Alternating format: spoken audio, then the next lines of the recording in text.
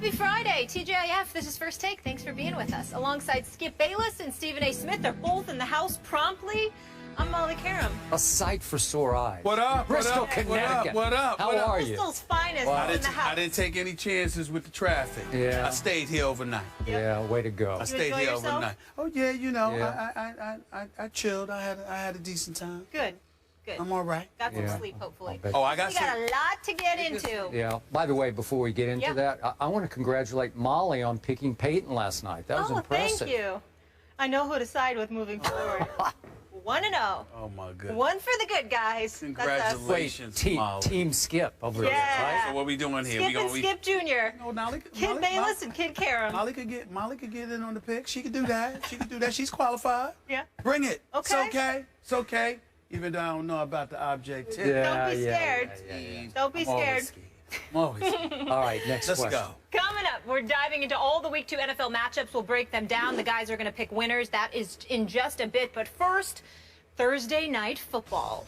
Peyton Manning looking good at Arrowhead last night, throwing for 256 and 3 TDs. It's the first time in his career that he's won a game in regulation after trailing by 7 or more points with under a minute left in the fourth. Jamal Charles' second fumble of the game with just 27 seconds was returned by Denver corner Bradley Roby for a touchdown, costing the Chiefs the game and completing a ridiculous comeback in the Broncos' 31-24 victory over Kansas City. Peyton looking like himself. Jamal Charles with those costly errors. Skip, did the Broncos win this or did the Chiefs lose it? Stephen A. Smith, Peyton Manning won it. Period. End of story. And talk about a sight for sore eyes. I loved what I saw late in that game last night at Arrowhead, because after all we'd heard and all we'd talked about all week on this show about how new coach Gary Kubiak, with the blessing, I'm assuming, of his GM John Elway, had basically put Peyton Manning in assisted living at age 39, had basically told Peyton, no, you're too old to drive now. I need to be driving for you. I can drive you. I can drive you from goal line to goal line, but you have to listen to me, and I'm going to be in charge of the offense now. Poor little Peyton Manning in assisted living. That's how it came across. And then that happened. And that happened because that team fell behind 14-0. And all of a sudden, Gary Kubiak's like, I guess I got to hand the keys back to Peyton and hope he can pull it out. And did he ever? That last drive, that was a thing of all-time great beauty. To go 10 plays, 80 yards, last 19 to our guy Emmanuel Sanders for a big touchdown to tie it, 24. Then we know about the faux pas thanks to Jamal Charles at the end of the game that did happen to win it, although I thought Peyton could have won it in overtime. And Stephen A., after all the talk about how Gary Kubiak, we talked and talked about this, it's going to bring the new Broncos a new, bigger, badder running game. They had a whopping total of 61 yards last night on 22 tries for a whopping 2.8 yards per try. And despite being propped up by that running game, Peyton Manning still pulled that off at Arrowhead, where, by the way, career now, Peyton Manning at Arrowhead is 7-1 with 23 touchdown passes to 6 interceptions against his arch rival in one of the loudest outdoor stadiums in the world. And I'm going to say this again because I said it yesterday and I said it the day before. Going forward, I will still bet on Peyton Manning's resume, even at age 39. He looked 29 last night. But I'll bet on his resume over Gary Kubiak's resume. All this talk is just silliness to me because however far the Denver Broncos are going to get this year, now 2-0, Peyton Manning will take them. I thought he did have a lot of help from a defense that I have raved about on this show because I think it's being a little underrated as people are saying Peyton is now overrated. But with some help from his defense, Peyton Manning won that football game. No surprise, we disagree. I'd give Peyton Manning credit. 26 of 45, 256 yards, 3 touchdowns, just one interception. That one interception was a pick six, by the way. We'll throw that out there. I'm talking about a Peyton Manning that has thrown for over 4,000 yards the last 3 seasons, that the season before last passed for over 5,400 yards through 55 touchdowns. Last year through 37 touchdowns. The last 3 years in Denver, he's had the number 2 or the number 1 ranked offense in the NFL. Okay. At this particular moment, they're ranked 16th. So when you sit there and you want to You mean in this season they're ranked 16th? So far. Well, they played the Baltimore Ravens. I understand all of that. Well, there's Peyton Manning. Yeah. And Peyton Manning has played a lot of elite teams over the last 3 years. It hasn't stopped him from doing his thing. Usually the problem has been with Denver's defense, which, by the way, is not a problem anymore. That defense for Denver is big time. It is legit. They are no joke, and Von Miller is a big-time brother right there. This boy can play, okay? And he goes out to get after the quarterback. Even DeMarcus Ware. I thought DeMarcus showed me some flashes DeMarcus Ware last showed night. up. Yeah. Showed up. Dallas, you know, he ain't finished. Let's just put it that way. Yep. Having said all of that, the reason why I would still say to you that as great as Peyton Manning was when it counted, and we certainly should take nothing away from him, Kansas City Chiefs turned the ball over 3 times. I mean, they had 3 fumbles for crying out loud. But I mean, 4 times. five times. Yeah, but because you had Alex Smith throwing a couple of interceptions, you had the 3 fumbles on the part of Kansas City, 2 by Jamal Charles, who I thought played lights out. Really actually felt sorry for him because the brother was running the football very well. It's just unfortunate that he ultimately, lost the ball. They said he was carrying it loosely. Roby pointed that out, that they saw him carrying the ball loosely all night long. So they knew that they would have an opportunity to get their hands on a football or punch the football out of his possession, and that's exactly what they did. But I'm going to sit there and say Kansas City lost it not just because of the turnovers, but yet again, what did they do with their receiving corps? And see, that's this really comes down to me. Jeremy Maclin, 4 receptions. Kelsey, 4 receptions. O'Shaughnessy, 2 receptions. Thomas, 2 receptions. I'm just looking at them right now. Once again, no receiver caught a touchdown pass. Even in this case, tight ends or anybody else didn't catch a touchdown pass. You had Jamal Charles, you had Nile Davis. They ran for touchdowns. But in the end, there's something missing from this Kansas City offense. I thought that their defense played well, obviously kept them in the game, gave them leads. 2 scores by Denver were provided by, Kansas City turning the football over. So I say that to say that had a lot more to do with them losing last night's game than Peyton Manning's greatness. Not to take anything away from him, because when it counted, when money time arrived, he drove them right down the field, got the job done the way a Peyton Manning caliber player is expected to deliver the goods. So nobody's taking anything away from Peyton Manning. The problem is, had Kansas City simply not turned the ball over, they would have won this football game.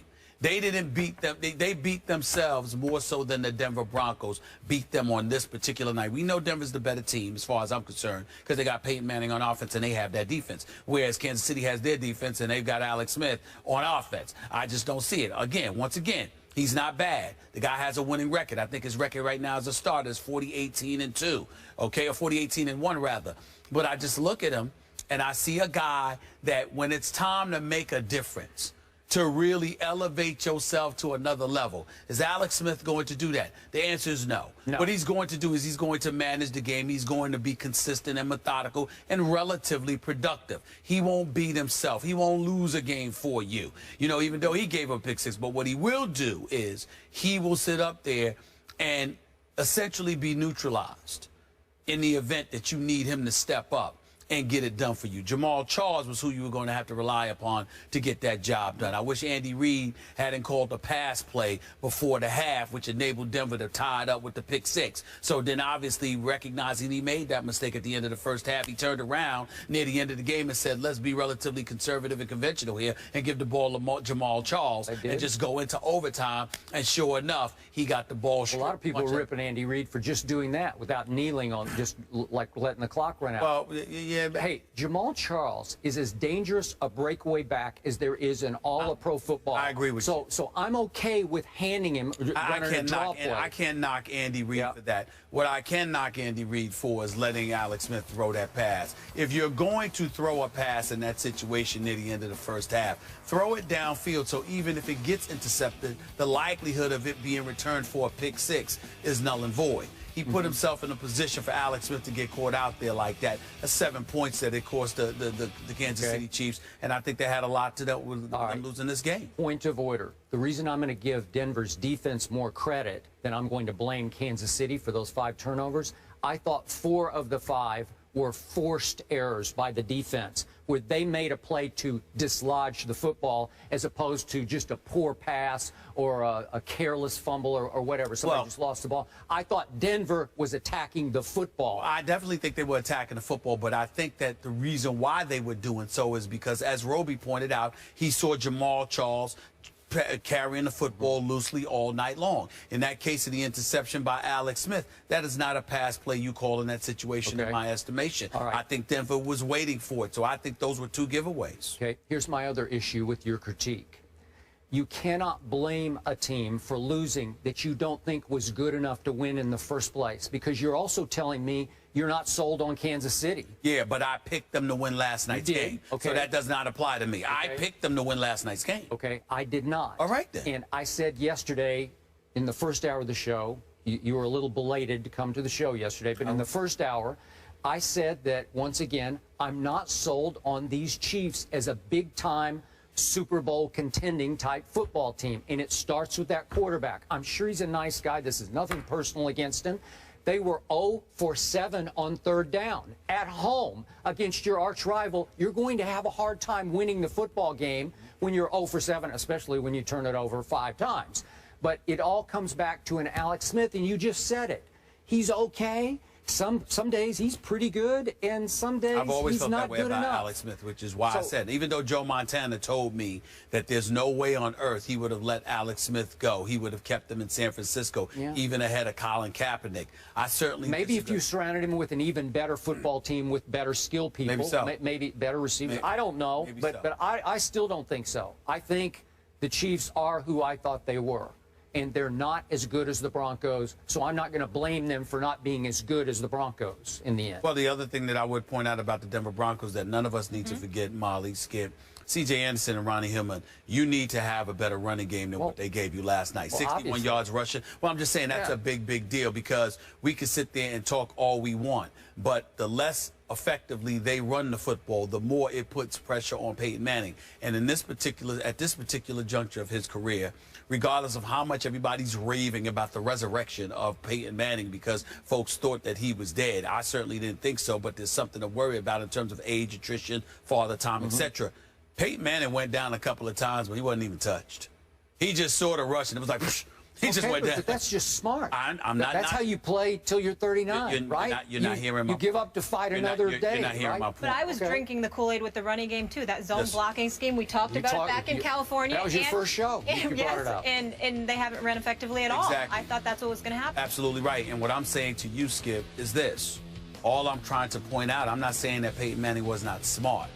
I'm saying that if your running game doesn't give you any level of production, you're going to see a lot more of that, because you've got to get something from these guys. C.J. Anderson is too talented. I mean, this guy came out like a gangbuster last year. You remember last year on a Sunday night at Arrowhead? Yes. He ran these people out of their own building. That's right. Okay, and last night he goes 27 yards on 12 carries. 27 on 12 tries? Wow. Really? You got to get more. Doesn't that even increase your respect for what Peyton pulled off last night? Sure it does. Sure it does. But I've never lost respect for Peyton Manning. You have to remember, the issue that we had with Peyton Manning was what was going on with him and Gary Kubiak.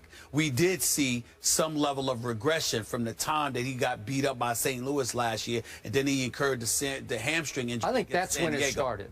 Yeah, but then a hamstring injury against San Diego. The issue with Peyton Manning was his health. It was not his game. But then when you combine questions about his health and age and father time with potential differences that may have been in existence with him and Gary Kubiak, now you've got a problem. So then, now you're coupling all of that with the absence of a productive running game. That's where you have your problem, because no matter what we see from Peyton Manning, I mean, look, I'm telling you right now, he's smart to go down. You're absolutely right. Because when he does get hit, it looks like it hurts him. It really, really does. Ain't nobody going to knock it. I'm just saying, ain't nobody going to knock him for that. Again, father time, age, you've been watching him get hit for years. I'm just seeing it have an effect on him more so now than it did in the past. There's no shame in that. I'm just simply elevating the level of importance of a running game for him. Okay. Because regardless of how gifted he is, he can't sit back. He doesn't appear to be somebody that can sit back anymore and take the punishment that he once was capable of taking. Okay. That's something we got to watch out for. Coming up, I also want to hear where you guys think they'll end up if they'll go all the way to the playoffs, and we'll discuss the tension between potentially the quarterback. Well, we'd like to hear what you Garrett got to say about Kubiak. that too, Molly. We will. You're We're going to Peyton discuss. expert, We're going to We want to hear. that later on. All I'm saying. Last